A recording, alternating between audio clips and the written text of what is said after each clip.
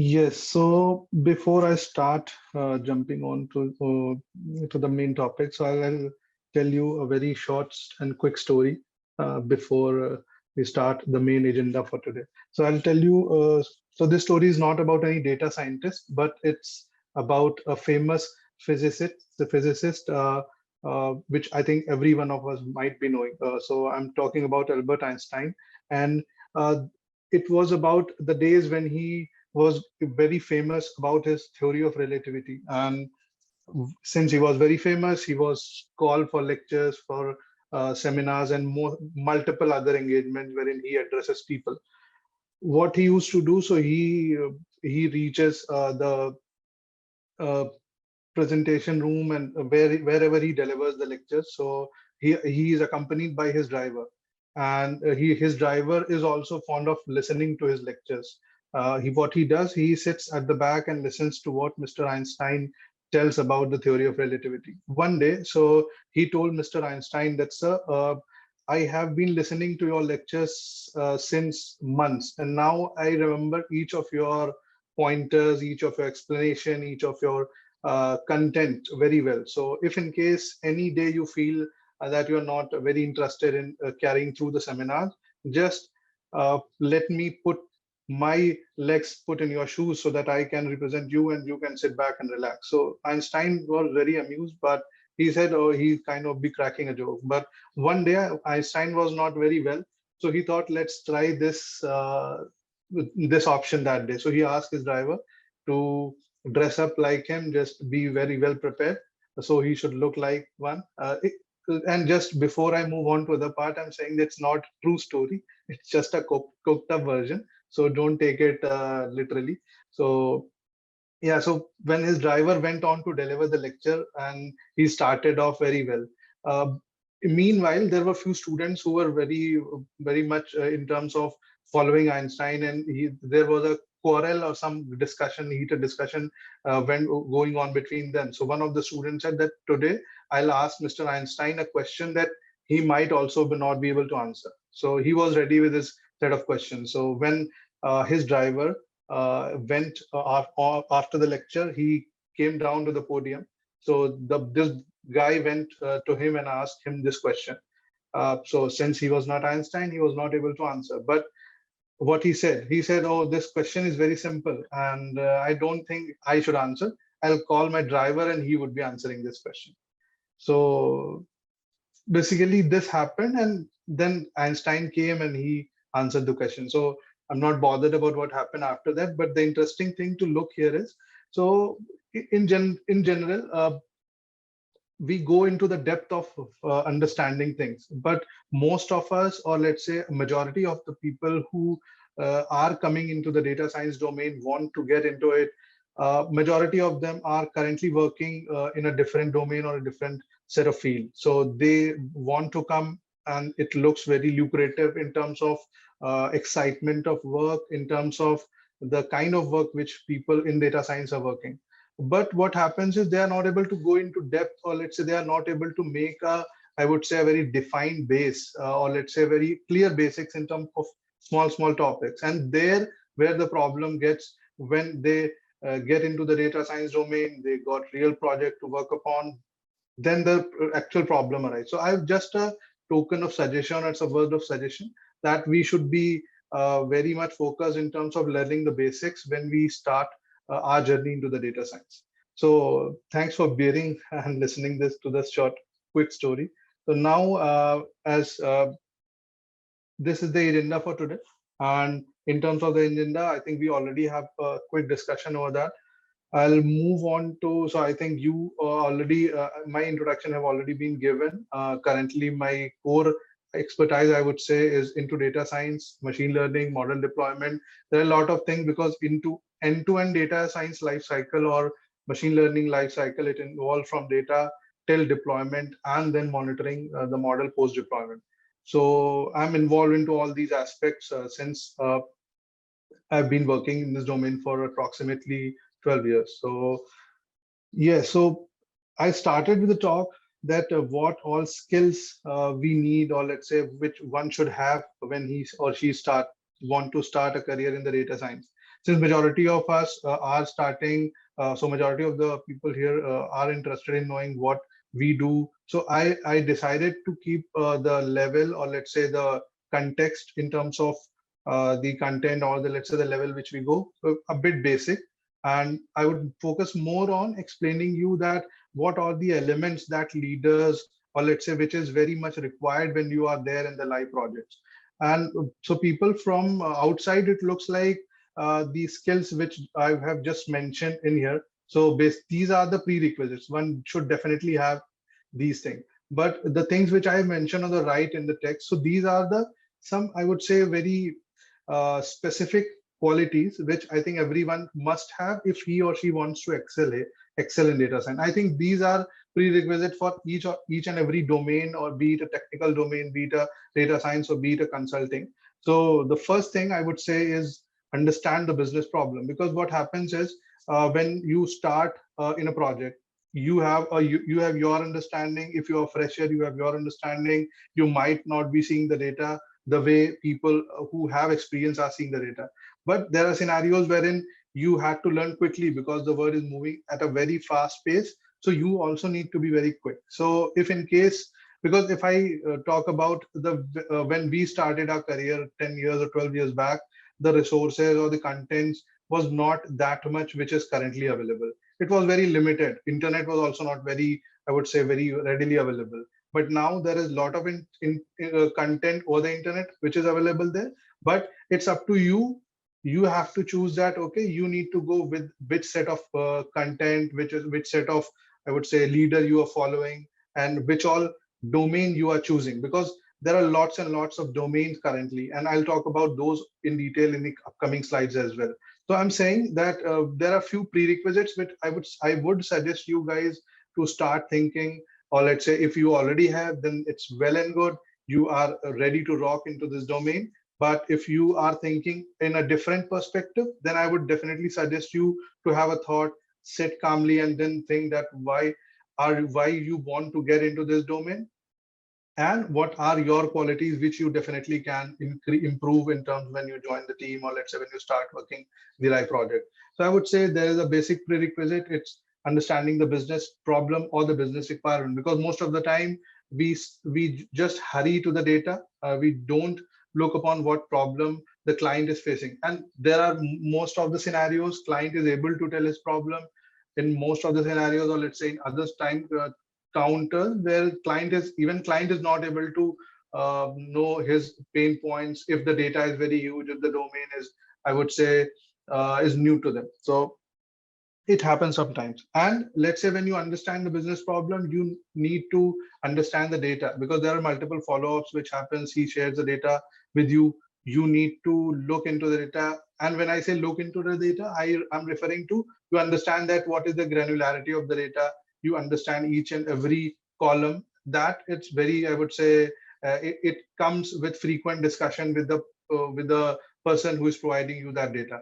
But if you have I would say, a data reading skill where you understand that, okay, if I need to extract, or let's say there is a call log data, just for an example. So you have to have a view that this call log data, every record would represent a single call, because there could be multiple accounts and there could be lots, the more than accounts, the number of calls would be there. So if you're joining that, so you had to have an understanding that how the data is talking to you, or let's say what data is conveying to you. So if you are clear in that, then I would say 50% of the task is easier for you to understand, because when you are starting in a project new, or let's say in general, whenever there is a new domain which comes in front of you to start working, so you need to spend a lot of time in understanding the domain, in understanding the data, in understanding the client's pain points. So there are a lot of things, and I'm sure that once you would be there in the project, you would be able to understand that. But before, so just giving you the context of how or why we should focus on these points.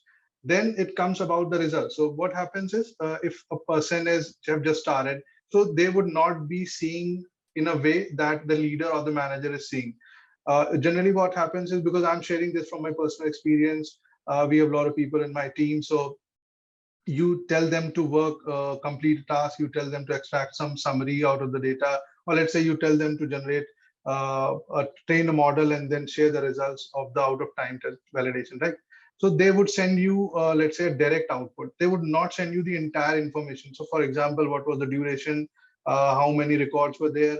So when you are sending those information, you should also be able to understand that. Then you would be able to communicate it properly to the client, or let's say to the end user to whom you are sharing the results or sharing the outcome. So this is about how you're processing things.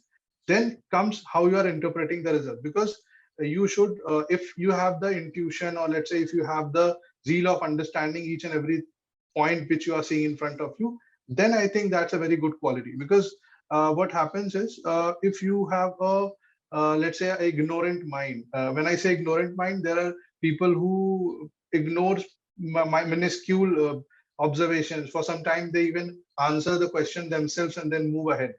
Or let's say what we call an assumption, that okay, this is the observation I'm seeing, so I assume by myself that okay, this could be the reason behind it, and I didn't consulted it with the, let's say, other team members or even the manager. After some time, this problem or this observation could become a big hurdle or could become a big issue, which result into some errors or some, or let's say, rework. So we need to be very clear in terms of these. So these are the, I would say, some basic things which I think most of us would be knowing. But yeah, just to reiterate that, these are things which actually matters a lot. And it's not just, machine learning techniques, deep learning techniques, and you come and directly apply to it. No, techniques part plays, I would say, not a major role. The major role which plays part is understanding the data, reading through it, understanding the business problem, how you are communicating the results, communicating the questions, and communicating, or let's say, talking to the client. And the way you are talking, are you confident or not? Let's say you are in a presentation and he or she asks you a question that, okay, you are seeing a jump of, let's say, 30 or 20%. So are you sure about it? Because we have seen this for the first time. So it depends upon you, that if you have gone through it very well, you would definitely say that we have seen this and we have validated it. The numbers are very correct. But if you are not confident, or let's say if you are, even you don't trust your analysis, or let's say your outcome, then you will say that okay, I'll check it and get back to you. So it depends. So you need, and I think these things come step by step and progressively. And it's not that you will be having all these qualities, or let's say all these features, or let's say all these prerequisites on day one, or let's say on day 30. It would definitely take time, but if you have these things in back of your mind, definitely it would be helping. The last point which I have mentioned here is translating the outcomes for business. So I want to stress on business more, because uh, end of the day, your objective is to help the business, and be, no matter what, how best results you are getting in your model, how best accuracy, precision, recall, and whatever matrix you are getting, that is very good and it looks good and everything is great. But if that model is not able to help the client in uplifting, or let's say in getting more benefit, earning more dollar, or improving a process in terms of where the model is getting applied, so then it's not at all helpful. And I bet you that it won't go for long. It would die in between. And just to share a statistic, I think this might be an older one. I would say 2 years or 1 year back, that not all not all models go into deployment. And when I say deployment, I mean to say they are used by the client. But it's now, since the I would say with the advent of cloud, things are moving more, I would say, in a more progressive way, where the models which are getting built are currently being used. So just to be reassured that now things have changed a lot. So okay, so I think we can move on to the next slide. In this next slide, I will talk about the major techniques in data mining. Then I'll talk about a bit about the domain wherein we apply those techniques. So in data mining techniques, majorly there are 5, 6, and additional techniques somehow comes in under these umbrella, or these techniques umbrella.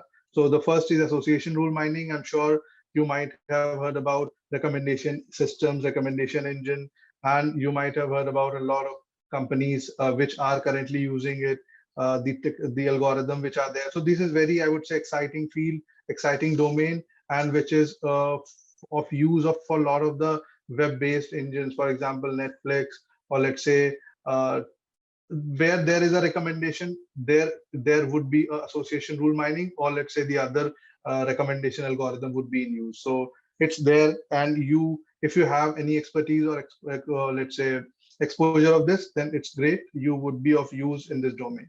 The second is classification, which I would be talking about in much detail in the upcoming slides.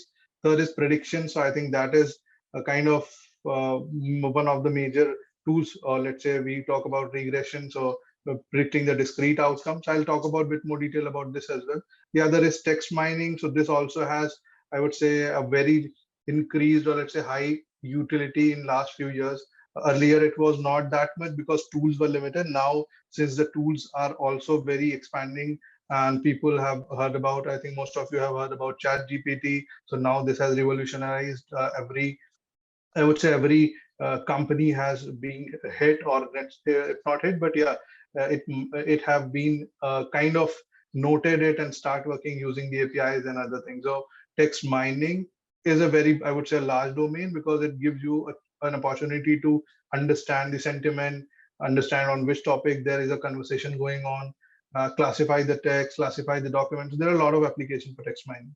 In clustering also, so this is used, I would say this is a very trivial technique, comes under the segment. We also call it a segmentation. There are a lot of algorithms which we use to solve this problem. And in majority of the use cases, it's used in conjunction with the other techniques. For example, classification or prediction, we generate or we create certain segments, and then we build specific model for specific segments to cater the client well. So that's how these are main data mining techniques. There could be others as well, but yeah, just to give you a feel of how and where we are currently in the data mining technique space. So this is it on a very high level. In terms of domain, so today I'll talk about the financial services domain. I'll talk about debt collection.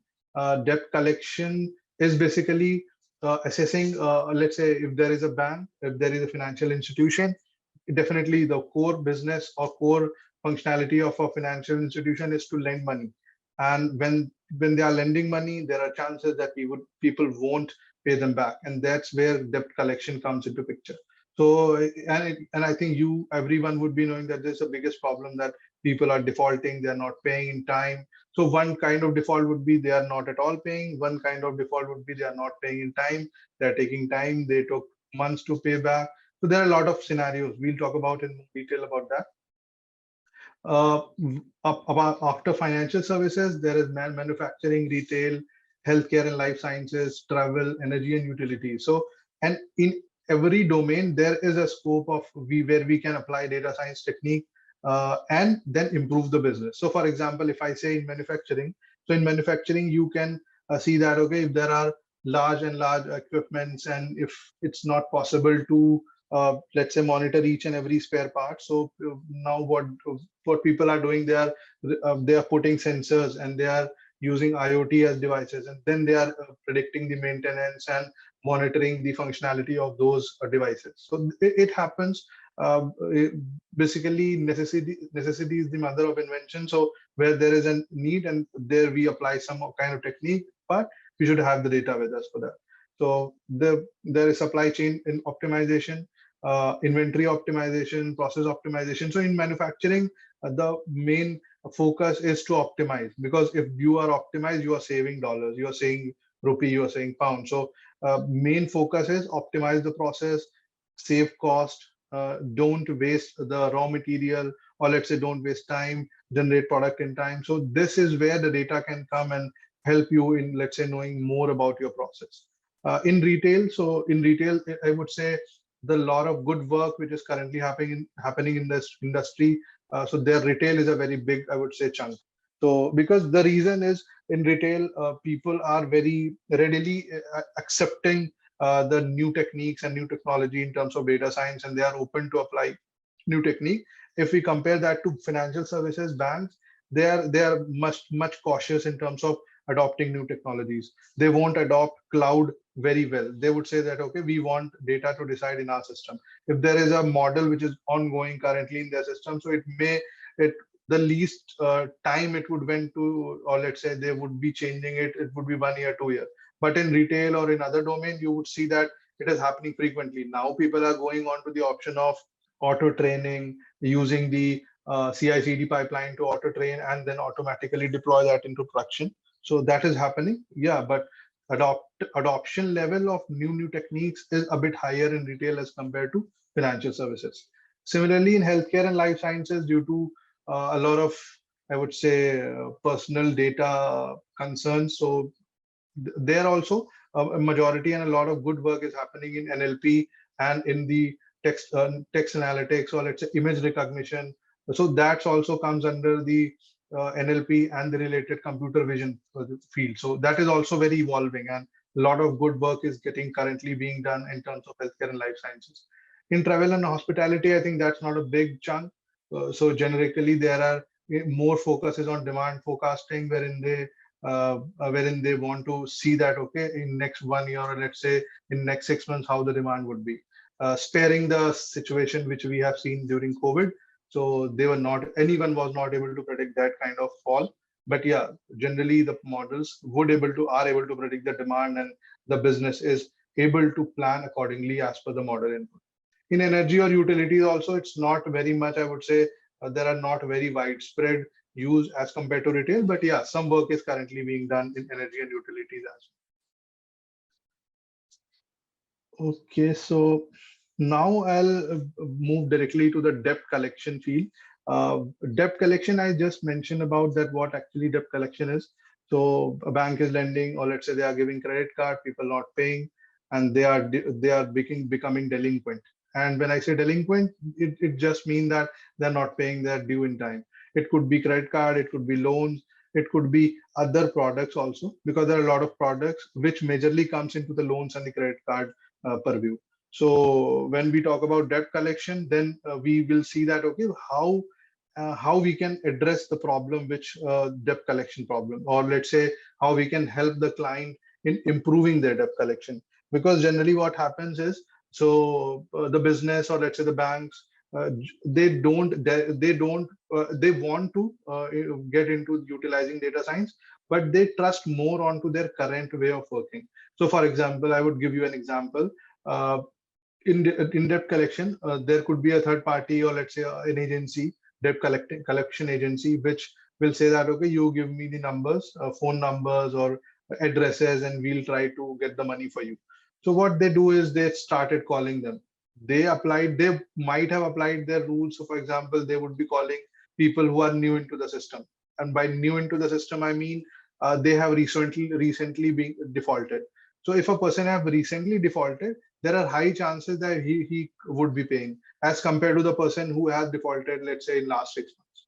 So these are some rules. And the other rule could be, if a person has low due amount, or let's say the due amount is not very high, then there are high chances that he would be paying. Because if the money is not very high, they definitely would not be, I would say, damaging their CIBIL score in India, or let's say the other kind of credit score in US or in any other country of the world.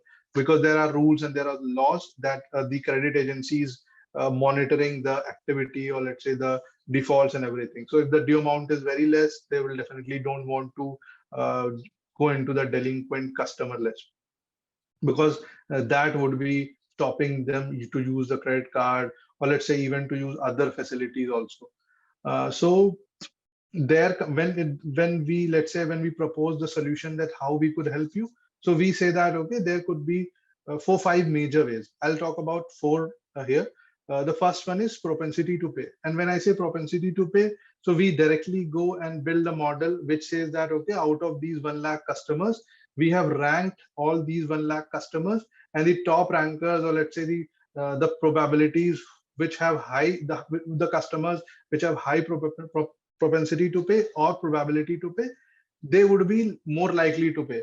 And I would be talking more about the data which we would be utilizing for this activity.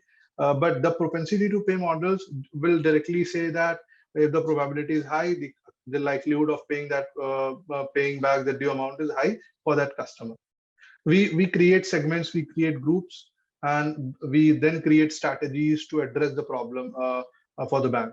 The second is best time to call. It's evident from the text only that what is the best time that customer should be called. And when I say best time, so best time is, so for example, imagine a scenario that you, during the day, if you're working, you might not be picking the call. But if let's say if you are a housewife, or let's say if you are not working during the day, your shift timing are different. So then you might be picking that call in during the day if you receive that call.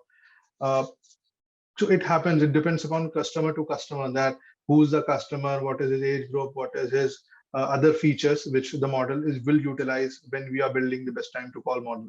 So the objective of the model is to give the customer, or let's say the agency, the time at which you should call that account or that customer. And when you call the customer at that point of time, the chances are high that you would be able to connect directly to him. And if you are able to connect directly to him, there are chances that you would be having a conversation. And if a skillful person is having that conversation, he might convince that one person to pay back. So it happens that there are some point of time you are saying that okay, you're due, that you have a bill due, and you have missed paying it. So there are situations wherein people forgot to pay, or people missed a deadline. But generally, in most of the cases, it doesn't happen that you have missed 2 3 days, or let's say a month or a week time, and then your data would be sent to a third party collector. It doesn't happen. They at least take a month's time to send your data to a debt collecting agency. But I'm just saying in a scenario how it can happen. The third is promise to pay model. So promise to pay model, as the name suggests, that okay, if a person has basically missed the payment, or let's say that in a month he haven't made a payment, and got a call from a debt collector, and he then promised on the call that he would be paying that due amount in a day, or in a day or two, or let's say in a week time. So then the outcome of the call would be recorded as the customer has promised to pay, that he would be paying the money. So these kind of models are being built in a way that you have a high contact rate, and you have a high right party contact, because right party contact means the person who is the actual defaulter, or the actual taker of the facility, or let's say the credit card or the loan, is on the call, and you are directly connecting with them. It's not like that his son is picking up the call, his wife is picking up the call, his friends are picking up the call. He is the one whom the agent has directly spoken, directly talked, and he has said that okay, I promise that I'll pay back in, let's say, in how many days, depending upon the conversation. Uh, the fourth is the delinquency bucket shift model. So what happens is, in the debt collection, I would say, domain, so people allocate months level bucket. So for example, if I have, let's say, 50,000 due for a specific credit card, and I haven't paid it for, let's say, 2 months. So there could be different ways to define, but in most of the scenarios, they allocate number two to as a bucket, and two represent that since 2 months he haven't paid. Three would be representing that since 3 months he haven't paid. Similarly, they try to make 5 6 buckets, and then the last bucket would be containing all the accounts which haven't paid since the inception of their delinquency. So it's basically segregating or segmenting the group of accounts or customers in buckets, and those buckets represent that how much age the customer is. So it helps you in defining the strategies, in understanding the data a bit more, that okay, out of your 1 lakh customers, majority would be lying in the last bucket because you have the data for last 1 year or 2 year. It basically defines that how your funnel is, how your data is looking like. So in these 4 5 aspects, we generally build the model. Then we went to address the problem of the business, right? Okay, so I'll move on to the next slide. I'll talk about the data which we use to build the model here. So if you are seeing here directly, we have customer transaction data, and customer transaction data is mostly around payments, which bucket the customer belongs, customer details, his phone numbers, and there are a lot of other things which would be there. And in transaction, what payments he has made, what any past payment, or let's say there could be scenarios if there is a credit card, or if there is a repeat payment kind of thing or product. So for, let's say, initially he had made some due, or he was delinquent. After making a payment, he was out of that defaulters list. after some months he again defaulted. So these kind of history, customer history or customer transactions would be captured and are very necessary, so that you are able to understand how the customer is behaving, and then you would be able to predict the outcome, which is more accurate. Because data science, or let's say machine learning, it's a very famous jargon: garbage in and garbage out. So you had to ensure that your data is not garbage, your data is actual correct data, and the way you have pre-processed the data, that should be very accurate. There should not be any gap, because if there are gap, it tends to be wrong in reading, and the model would not, basically it's not about, it's not for the model to say that okay, you are using the wrong data. It's up to us that we should ensure that we are using the right data and right information, so that we got the right outcome. Bureau data for credit history, I think most of us would be aware if you have worked in the financial domain, banking or credit card. So there we have bureau data, and by bureau data, we mean to say credit history. In India, we call it a CIBIL score. If you have seen your CIBIL score by any chance, you have been listed about how many loans you have taken, how many credit card, if you have in case, what is how many delinquency you have in past, what is your asset, which you have mentioned there. So there are a lot of information which are there in the bureau data for credit history.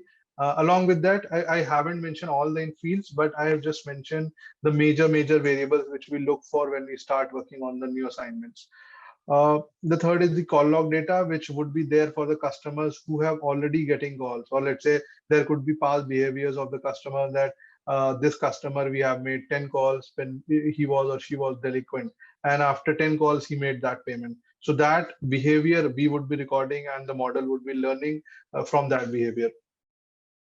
Then then we have historical product purchase data. It also deals most in terms of the product which that customer has. Then there are some scenarios where we can use the demographic data. There are some where we can't, because each of the geography, when I say geography, so let's say we talk about US, we talk about UK, every country, Europe. So every country would be having its own laws, its own compliance rules, that okay, you cannot call a customer more than once per day, and you cannot call a customer before 10 a.m., and you cannot call a customer more than 3 times or 4 times. It depends. So, and there we tailored, we basically need to custom tailor our results, or let's say our models. In terms of, there are some ethical ethical rule also. When I say ethical rules, so the rules in US says that you cannot differentiate, or let's say you cannot basically differentiate on the basis of gender, on basis of race, on basis of religion. So you need not to be differentiating your customer on basis of these lines. But since you're collecting the debt, you might be allowed to use some of these variables. But if you are selling a product, you can never be allowed, because if in case that happens, a lot of fines would be levied on you, and there are suits can be filed on you if you are using these kinds of methodology. Because in earlier days, people were not bothered about data science choosing a wrong variable, because at that point of time, people were very, I would say, at that was the beginning. But now things are pretty much mature. People are observing it very well, and everything is kind of being noticed. And in most of the organization, there is a chief compliance officer who takes a note of all these activities, that which data are you using, you are not using any unapproved variable which it can cause problems. So this is on a very high level, what all variables, what all information we need to build our models. Then I'll give you a very quick brief of classification. Because why classification? So since we are building the response models, so for response model, we are using a classification algorithm.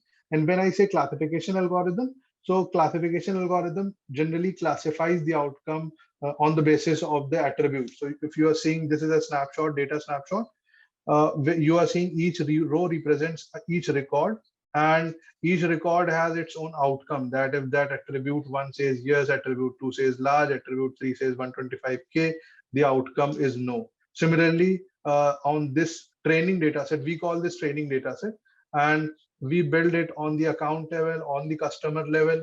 Each record would represent a customer, and then we learn, then we expose this data into the algorithm. And I would talk more about the algorithm. I'm just giving a brief overview to especially to those who haven't not used classification in any previous assignment, or let's say in any previous engagement. So just for an overview of those who don't know what classification is. So in classification, we are actually training the labeled data, then testing it on the already labeled data, just to see and just to compare the prediction, which is that, okay, if the outcome of a class would be yes or no, then we already have the actual outcome, and then we compare that how accurate our model is performing. So we have other matrix on which we generally say that, okay, how well your model performed. For response model, there are other aspects also, not just accuracy or precision or recall, but I would talk about in a bit more detail in the upcoming slides. This icon, or let's say this image, clearly says that if the data upper box is labeled data, these are the labels, and model is getting trained, and then it would be predicting that what is the outcome. It's a square or it's a triangle. So this is on a very basic level. This is what classification is. On the second, this slide is showing that, okay, if you deal a scenario wherein how that scenario is being utilized in a classification model. So I took a scenario of the credit approval. Credit approval is, so bank want to actually not on the rule base, or let's say they see all the documents, then the bank manager approve that, okay, this is what is happening in let's say in government banks, or let's say in the small tier 2 or tier 3 cities. Banks definitely go through your document, bank manager, and then he approves it. So when we say that, okay, we want to do it through data, so then we need to have that data, we need to have the history of the past customer, then we, let's say, build a classifier. That classifier will say that, okay, that loan is approved or not. So let's understand a scenario. Let's say if the age is 31 to 40, income is high, then credit rating is excellent. So it is saying that if this is the feature of that customer, then the credit rating would be high. And if the credit rating would be high, the approval would be easy to get, or let's say it's a full approved by default. So and let's say there are future customers that, okay, you would be using your model, and you would not be seeing their paper, you would be just utilizing the information to say that, okay, the credit rating is excellent or credit rating is fair. So on basis of these variables. So for example, this is your training data, and you say that, okay, he's an assistant professor, he is 3 years of experience, and he's tenured, so he's not tenured. 7 years, and 7 years are tenured. And if a person is a professor for 2 years, he is also tenured. So on the basis of these, the algorithm is classifying that the person have a good credit rating, and on the basis of that good credit rating, that individual would be approved the loan. So this is a gist of about how the classification would be helping. Now I'll take you to the actual use case which we are talking about. So we initially talk about propensity to pay. I explained you that what the target variable would be, that identifying customers who made payment in a certain time interval post they defaulted. So we'll have the data. So we'll say that, okay, in your data set there are 1 lakh customers, and out of 1 lakh customers we have information that only 20,000, or let's say even not 20,000, it could be scenario that only 5,000 of the customers have paid in that duration of the data which we have. So we need to see that, because our objective is to, for the first pointer, we are preparing a propensity to call model. So in propensity to pay model. So in that model, the objective is to identify the customers who are paying and what are their attributes. So this is how we would be making a response, or let's say target variable for this category. For best time to call, we would be seeing that when the right party contact, or let's say the best outcome in terms of contact rate is happening. For promise to pay, the customer is saying that he would be paying. So we would need to find out that cases, that scenarios, to define our target variable. When we have a target variable, so if you see this image, so it's showing here as 1 or 1. So you'll see that initial due amount was $773, current due is $1273. He has paid $500, and these are the variables that he belongs to New Jersey. He said that he would promise to pay. Right party contact is 1. Credit card he has taken. He recently joined customer, so he's showing in bucket 1.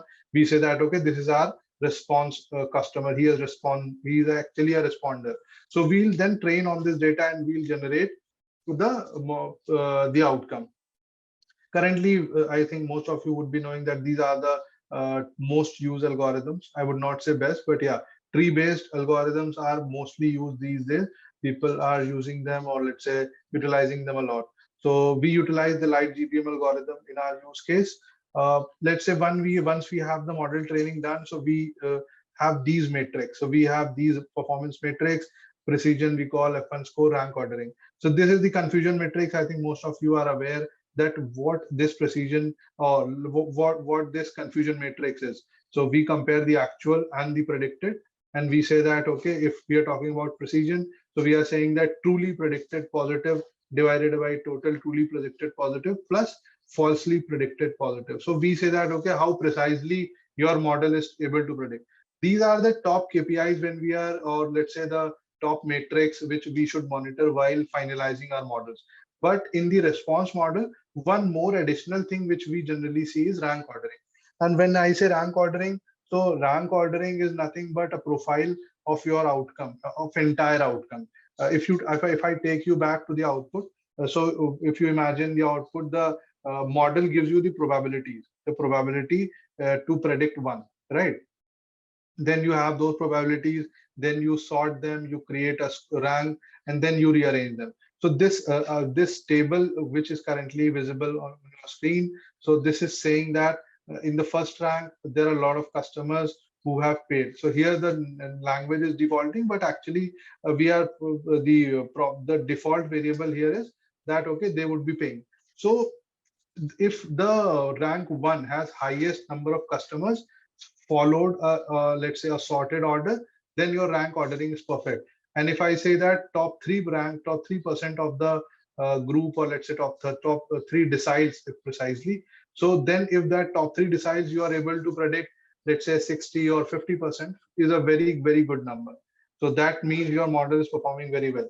And we are not just testing, or let's say generating this output on the test set, we are doing it for the out of time also. We have just extracted a set of data apart from the training and testing data set, just to be sure that our model results are perfectly fine, and they are not falling flat, right? So this is how I need to be a bit quicker because there are a lot of things to cover, and this is how we are assessing the model performance and then selecting the model. Uh, I'll take you to, let's say I'm not stopping here with respect to, I'll just take 5 more minutes, then we can talk about the questions. So you're not done here when you finalize the model, because I would say in my past experiences, generally what we were doing, once we have the model, we send the client, or let's say the end user, the pickle file or the model file, and it's up to him to use that. But now what is happening is the project is not ending here. The typical phase of the project is starting here. So when I say typical phase, I'm referring to the deployment phase. And in deployment phase, the industry is also very much focused these days, since there are a lot of technology and the tech is involved here in deployment. Even in our case also, we are using Azure, and in most of the project, we have AWS also, we have Azure also. So where we are utilizing that as a platform, that as a cloud native solution to deploy the model, right? And when we say deploy the model, so we are referring to that we are putting the model into the production and to use. So by production mean that now the client would be utilizing the results, and the results are now directly flowing onto the dialers system, and from there they would be starting calling. Uh, when we say that we deploy the model, so if you imagine that scenario, that model is deployed and it's been a year and you haven't checked the accuracy or the performance of the model, because as the time progresses, the performance of the model degrades. Why it degrades? Because the time when you have trained your model, the data might be different, right? Let's say the set of customers would be different. Now what is happening, the set of customers might have changed because it's 1 year, or let's say 6 months, because there are some domains where the data changes very frequently. There are some domains where the data don't change very frequently. So if I'd say that 1 year is a very decent time, or let's say 6 months is a decent time, so in that time frame you need to frequently monitor the performance of your model. Generally, currently what we are doing, or let's say what industry is doing, it's monitoring the data drift and the model. There are a lot of tools which help you in achieving, or let's say help you in giving you that insight. When I say data drift, so by that it's precisely that your data has changed, And if the data has changed, your model may not be able to perform. And when I say model drift, so the model performance have degraded, the accuracy have degraded, the precision recall have degraded, the rank ordering which you are getting is not at all good. So it depends that what specific metric which you are trying to monitor has degraded. There are other drift also, so which I'm not going to talk about because majorly we focus on data and model drift. Then what happens is, so people have given a solution for retraining that model. If let's say you set up a process wherein what you're doing, you are setting up a process to monitor a specific metric, and you set up a rule that, okay, if the precision or if the accuracy precision recall is going down by 10% or let's say 20%, you automatically trigger the auto retraining of the model, and then the model is getting retrained by the recent data which you are picking up, and the updated model binary file would be directly getting deployed into the production. So this is how the CI/CD came into picture. So these are the DevOps concept, but now we are calling them as MLOps, machine learning operations, or let's say AI ops, artificial intelligence operations. So these are basically focusing more onto your production system. I think most of you might be knowing because these are kind of buzzword these days.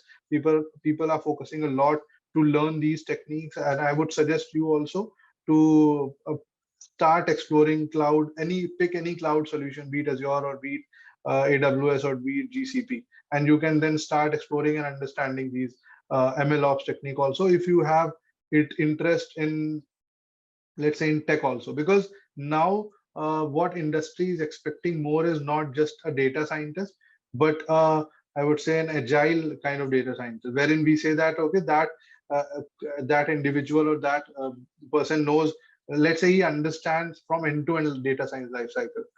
But in practicality, there are very less people with that specific skill that they also need.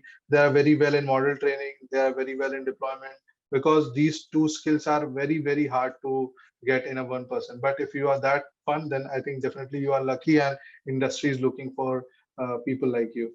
Okay, so this is the last slide. So we have been talking a lot about how we are helping, but since the business has spending dollars on you, he or she is giving you, let's say, per hour billing of $50. So then definitely they would be expecting an ROI. Then they would be saying that, hey, how much dollar you have saved for me? Just tell me, or since it's been 2 months or 3 months or 6 months, I just need to see the benefits which are started coming out, or let's say how your model has benefited us.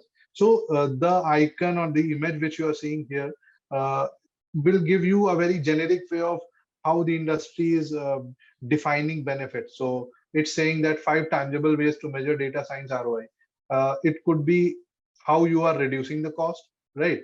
Then how you are increasing the revenue. There are ways to calculate it, and these are subjective methods would be there, that, okay, if you are proposing a method of calculating a revenue, but that the financial team, or let's say the CFO, is not accepting your way of defining the benefit. So it depends. You need to go in multiple calls and then convince them that, okay, this is how we are showing benefit when we deploy this model. There could be other angles also to measure the ROI. But in our scenarios, or let's say in our case, what we are doing is we are comparing the baseline model that before deployment, how your, let's say, how your process was generating the liquidation rate. When I say liquidation rate, I'm saying that total amount paid divided by total amount due. There is a very simple, I would say, a ratio of how to obtain that. Okay, that if that is increasing, then definitely people are paying more. There could be other aspects wherein, let's say, if you deploy a model and you saying that you have deployed a texting strategy as well as calling strategy. So if you are saying that, okay, your texting strategy is helping a lot as compared to your calling strategy, because there are a lot of customers who are coming into the system are new, and they just need a reminder, and they don't need a lot of calls. So let's not focus more on calls, let's focus more on SMS, because SMS is, end of the day, is very cheap. You need not to involve a person to call to that, let's say, delinquent customer. You just need to send an SMS. So that way you need to compare, you need to divide your sample into, and then first sample you might be sending SMS, the other you might not be sending SMS. Then end of the day, let's say after 2 months, you would be comparing the overall liquidation rate. then you saying that, okay, it doesn't make any difference, even though we were sending SMS to the first group and we were only calling to the second group. So this is how basically industry expect you to, let's say, communicate the ROI, communicate the benefit. So since they are spending on you, so they expect that you should, let's say, end of the day, give them dollars in return. Okay, so that's it from my side. I think we can take questions if anyone has any. Farrukh, before we go to the Q&A, which we have a lot in the Q&A section, if you can see, I'd like to just remind all the attendees that we are launching another poll. It's a feedback poll. So while you're listening to the answers, please do attend that poll as well. You can take the questions now, Farrukh. Thanks. Sure. So, okay, so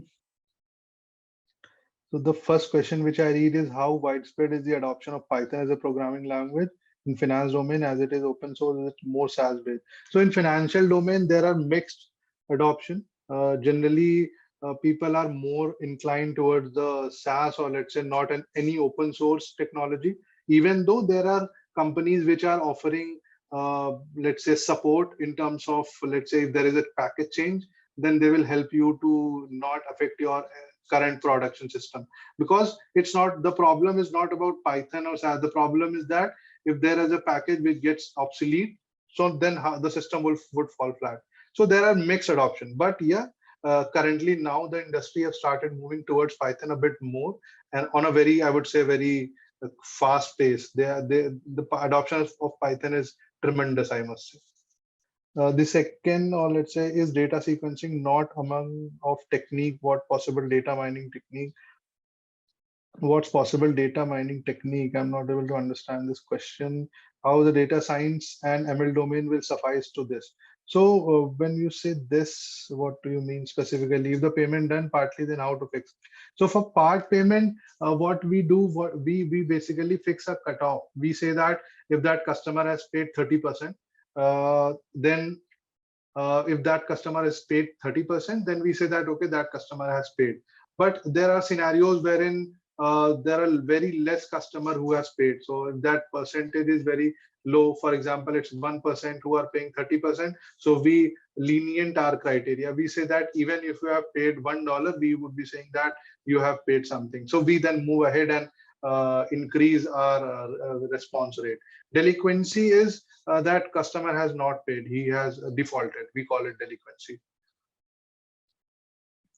Okay, please. So light GVM. So light GVM, I think you can have there are a lot of resources, and it's a tree-based algorithm. It's a boosting algorithm, and it's kind of comparative to what XGBoost and light GVM is. So I would suggest you to read. There are lots and lots of articles are there. So definitely you can get a good insight and overview of the technology. What is the target variable for prediction? The target variable depends upon the solution which we are saying. So if we are saying propensity to pay, so we would be saying that the response variable is the target variable. Or let's say, for example, if the customer is paid, then that is the target variable. That is how we define. How are you fine-tuning the model in case RDF, XGBoost, etc.? So we are so once we have a good rank ordering, we apply a hyperparameter tuning, and then we say we obtain the best hyperparameters, and then we finalize that model. How should we cope up with the difference in data over time? So it depends. You need to retrain your model very frequently, and that's where the CI/CD comes into picture. It gives you a power to set up a pipeline, and that pipeline would be taking up the raw data which is recent, and that raw data would getting trained. Your model would be trained on the recent raw data. If that raw data is performing, or let's say the model which you're getting is performing better than the previously deployed model, then only your previous model would be changed. This is how the CI/CD is working. So I would suggest you to go through what CI/CD is. Then I think you must be knowing much better. Can you give us examples in domain where the model needs to be changed or data changes, and when we need to take care of change? So we have set matrix. So for example, we specifically monitor data drift and model drift. And it's not the case that if there is a high data drift, we go ahead and change the model. No, no, it doesn't happen like that. It happens in a way that we need to discuss that with business, and we need to observe these kind of drifts for subsequent months or subsequent weeks. Then only we say that, okay, let's change the model, it's not performing. On other than loan approval, what are the other use cases in banking domain? So there are a lot of bank, I would say a lot of kind of use cases are there. Digital is also very new, wherein identifying leads. Let's say if a person wants to take loan, so that is one of the use case, because what happens is the products which a bank is offering, or let's say a financial service client is offering, he would definitely like to sell them at a very ease, at a very high pace. And where your data science, or let's say where our data science can help them achieving their goal, they will definitely apply. Even if you are let's say proposing a text analytics solution, and by adopting that, be it let's say a bot, or let's say a chat bot, which happens if that bot is enhancing customer experience, then definitely it would be like to become your customer. What is A/B testing? So A/B testing is kind of comparing two models. So it was initially used for ad testing, wherein let's say people, a group of people shown one ad for the same product, a group of people shown different ad for the same product. They would rate, and then they would decide that, okay, most of the people are saying that this is better ad, let's go ahead with this. This was the, I would say, inception, or let's say the basic A/B testing utility. But in model, what we are doing is we divide our customer base into 80 and 20, and we say that let's say compare the model performance, let's say for the 20% which is using model A, 80% which is using model B, and then see that which one is performing better. And then you would be able to understand it that, okay, your new model was better or your old model was better. So this is how we are using A/B testing in most of the scenarios. We also call it the champion challenger also. So that is a different name for A/B testing. What is the most specific difference between a data scientist and machine learning engineer? So this is also, if so basically data science deal most with the model building, but machine learning engineers would be handling a kind of, he would be knowing that how models are built, but his involvement would be more towards the deployment, towards maintaining the pipeline, towards understanding that how you would be building a database, the entire pipeline for the model for end-to-end data science lifecycle. So for example, model training like pipeline, model deployment pipeline, then model retraining pipeline. There are a lot of pipeline. And when I say pipeline, you should not be confused. It's a simple steps. Let's say if you group 2-3 steps in one, and that one could be a one.python file, and then you can definitely have that. We generally call that a pipeline. How you explain the significance of the tool stack like MLOps to business oriented stakeholders who are not technical? So basically, what is the biggest pain point for business stakeholder is time to production. So when we say that this MLOps tool gives you a no code solution, there are two aspects to, there are a lot of other problems also, but majorly people don't let's say there are a very, I would say, believe that data scientists don't they are not very tech savvy, they are more into statistics. And but currently the equation has changed a lot. So in mostly when you are selling an MLOps solution, first USP is that it can be deployed to any cloud. It can be this is a plug and play solution. You need not to have a lot of coders in your team. Even you can use, because it's a no code solution. So there are a lot of, I would say, offerings, but USPs would be no code solution, and it could be deployed to any cloud platform. It could be integrated in any of the cloud platform. It has a, I would say, it has a very secure cloud service. So there are a lot of things, but for some business, some very important things are there which they can't ignore. So they definitely stuck on those, let's say, features. How you segment the customer propensity to pay just based on probability. So when we say I segment them, so I have created deciles, and I have created deciles. So I've created ranks, and then I group ranks. So for example, if I say top 1, 2, 3, so I can group rank 1, rank 2 into 1, rank 3, 4, 5 into 2, and rest of the rank into 3. It depends upon you that how you want to basically run the strategy and run the show.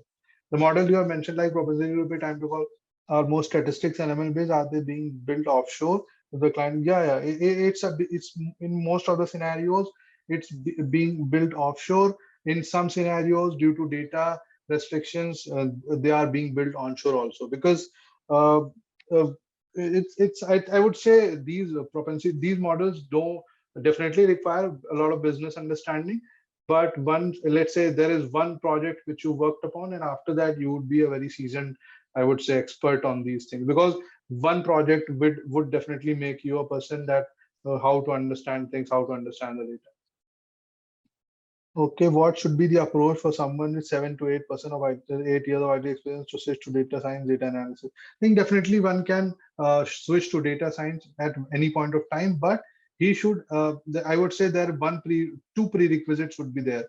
So you should good at numbers, and when I say numbers, you should start reading data, or let's say note that, okay, how you read numbers, how you represent numbers. You should not be afraid of mathematics, even though now the use of maths has gone down, because there are packages where they don't require any logic. But definitely, since you are dealing with the results, and it's not just that you are training a model and your work is over. So the training model building part is, I would say, only 10%. Rest of the part is 70 or 80%. So if you are good in data, if you know SQL, you know how data storytelling would happen, then definitely you can start your journey very quickly. And also, when you start your journey in data science, data analytics, it also has a lot of domain in itself. It's not only data science, it's data engineering. So if you are good in tech, if you have a cloud experience, then you can definitely go for data engineering. You can go for MLOps engineer. You can go for a cloud specific solution provider, or let's say a expert in that. Because it should not be a scenario that you are, because you won't be agreeing that your 7 to 8 years of experience is not counting. You also want that your IT experience should also count. So definitely you need to choose a line which slightly matches to your expertise. Because if you are, even though if you're starting new in that domain, you should have some hand of it. When I say hand of it, so if you are good in programming, even if you are good in Java, then it would not be tough for you to learn Python. So that ways things would be running. You need to basically see that which things are most in. That is why I picked classification, because in most of the industry use cases, classification is very useful. And people in the interviews also, most of the time, that is not an NLP role, so people ask questions mostly on an classification. These sense some observation window and performance window. So observation window is when you train your model, and the performance window where you check the model performance of the model. So for example, if we take to 12 months of the data, we train that model on 9 months, we see the performance on the, let's say, remaining 3 months. Usually, what is the duration of the company or machine learning project? So it depends on the project. If there are only one piece, so if I say the model, the propensity to pay model, which I talk about, so if that is the only model they want to, so it can take 1 month only. But if they want to implement entire strategy for that contact center, it may take 6 months. So it depends upon the use case. Why does model drift occur? So model drift occurs because the data has changed. Uh, in case the data has changed, or let's say new features starts coming in, then there is a shift in the model performance. Or let's say the model is not able to predict the outcome correctly. Then we will say that, okay, your model has drifted, because you are measuring the model performance based on certain performance matrix. So for example, accuracy, in case of classification, errors, or let's say precision recall in case of classification. In regression, there are other performance metrics. So right, so it happens like that. Starting as a data analyst or scientist, the best in terms of all things. uh, I would not say best. It depends upon you, how you want to run the show. If you have interest, if you have zeal, then I think this domain is very open and you have a lot of opportunities right now. How to update the model with new features? So you need to retrain your model, you need to refresh your model, use the new data. Then it would be having, it can then include the new features into that. So I think I'm done with the questions which were posted on the chat box. Yeah, thanks everyone.